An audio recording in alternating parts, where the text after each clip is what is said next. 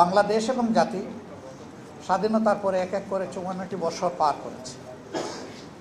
প্রথম স্বাধীনতা যদি আমরা চিন্তা করি ৪৭ সালের, তাহলে এটাকে যোগ করলে হয়ে যাবে ৮৪ বা ৮৫ বছরের কাছাকাছি। এরকম সময় অতিক্রম করার পরেও ৮৪ বছর হবে।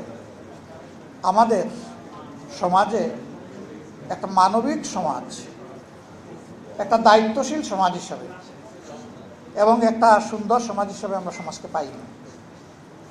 কাজে জাতি তো সংকটে আছে। এই সংকটে কোরআন এবং সুন্নাহর আলোকে উলামায়ে কেরাম যদি জাতিকে পথ দেখান, আশা করা যায় যে জাতি পথ পাবে এবং উপকৃত হবে। জাতি এটাই আপনাদের কাছে প্রত্যাশা করে। আরেকটি কথা না বললেই না হয়, উলামায়ে কেরামের মধ্যে জাতি একটা ইস্পাত কঠিন ওয়াক্য দেখতে চায়। জাতি চায় যে ইসলামের মৌলিক বিষয়ে, জাতীয় জীবনে প্রয়োজনীয় বিষয়ে উলামায়ে কেরাম ঐক্যবদ্ধ থাকবেন। এটা জাতির প্রত্যাশা। কিন্তু এর ব্যতিক্রম হতে পারে। ব্যতিক্রমকে মেনে নিয়ে সহনশীল হতে হবে। পরস্পরের বিরুদ্ধে কোনো ধরনের আত্মঘাতী ঝগড়ায় লিপ্ত হওয়া যাবে না, বাহাসে লিপ্ত হওয়া যাবে না। হ্যাঁ, পরস্পরের প্রতি কল্যাণকামী হয়ে ব্যক্তিগত পর্যায়ে কথা বলবো, মন খুলে কথা বলবো।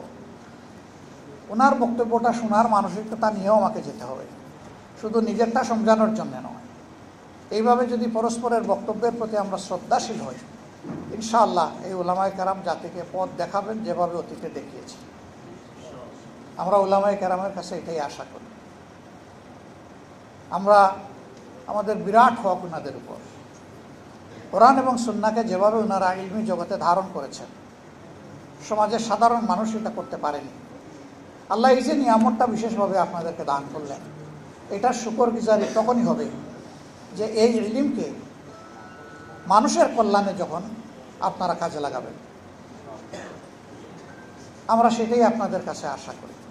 আমরা আশা করব যে আগামীর দিনগুলোতে আপনাদেরই নেতৃত্বে এই জাতি সামনের দিকে এগিয়ে যাবে ইনশাআল্লাহ।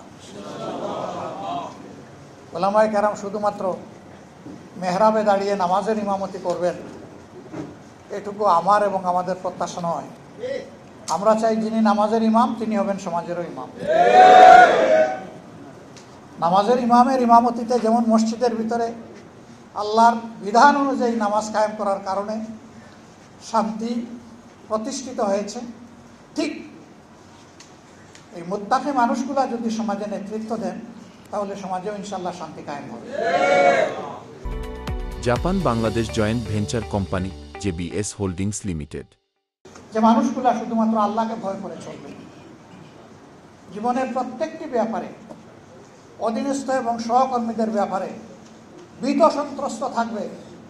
আমাকে হুঁশিয়ার করে দেওয়া হয়েছে, কুল্লুকুম রাঈ ওয়া কুল্লুকুম মাসউলুন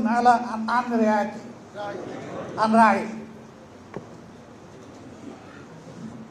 তোমরা সকলেই দায়িত্বশীল এবং তোমাদেরকে অবশ্যই আল্লাহ তাআলা কিয়ামতের দিন জিজ্ঞাসা করবেন তোমাদের অধীনস্থদের ব্যাপারে।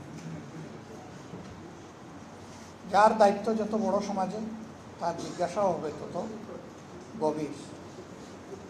এই ভয় যখন একজন মানুষের অন্তরে থাকবে, একজন ওয়ার্ড মেম্বার থেকে শুরু করে পার্লামেন্ট মেম্বার পর্যন্ত, এই চরিত্রের মানুষ যদি দেশের নেতৃত্বে আসেন, তাহলে আলহামদুলিল্লাহ আমরা যে মানবিক সমাজ আশা করি সেই সমাজ প্রতিষ্ঠিত হওয়া সম্ভব। এর বাইরে গিয়ে জ্ঞান, বিজ্ঞান, দুনিয়াবী যোগ্যতায় পারদর্শী দক্ষ লোকেরা সমাজ পরিচালনা করলে এবং তাদের অন্তরে সেই জবাবদিহির ভয় না থাকলে কি হয় তা তো আমরা দেখছি, নতুন করে তো দেখার কিছু নেই। আমার বলতে কোনো দ্বিধা নেই, শিক্ষিত সমাজের সকলে নয়, কিন্তু শিক্ষিত সমাজের একটা অংশের মানুষ যে ক্ষতি জাতির করে, সারা সাধারণ দেশবাসী কোটি কোটি মিলেও সেই ক্ষতি জাতির করতে পারে না, এই যোগ্যতা তাদের নাই। কলমের কুচায় একজন মানুষের জাতির কিসমত যেভাবে ধসে পড়ে, ১ কোটি মানুষ একত্রিত হয়েও সেই ক্ষতিটা করতে পারবে না। এই ক্ষেত্রেও উলামায়ে কেরামের বিশেষ দায়িত্ব রয়েছে জাতিকে জাগ্রত করা, সতর্ক করা। আপনারা সেই খেদমত আঞ্জাম দিবেন আমরা আপনাদের কাছে আশা করি। কোরআনের আলোকে কোরআনের গল্পই মানুষের জন্য যথেষ্ট। এখানে আহসানুল কাসাস আছে, সুন্দর সুন্দর জীবন ঘনিষ্ঠ গল্প আছে। এই গল্পগুলো মানবজাতির জন্য আল্লাহর পক্ষ থেকে নিয়ামত হিসাবে উপহার, যে এইরকমই অতীতে মানুষগুলোর সাথে আল্লাহ তাআলা হয় তার রহমত বর্ষণ করে সাহায্য করেছেন, অথবা তাদের দুর্বৃত্তপনার কারণে আল্লাহ তাআলা তাদেরকে শায়েস্তা করেছেন।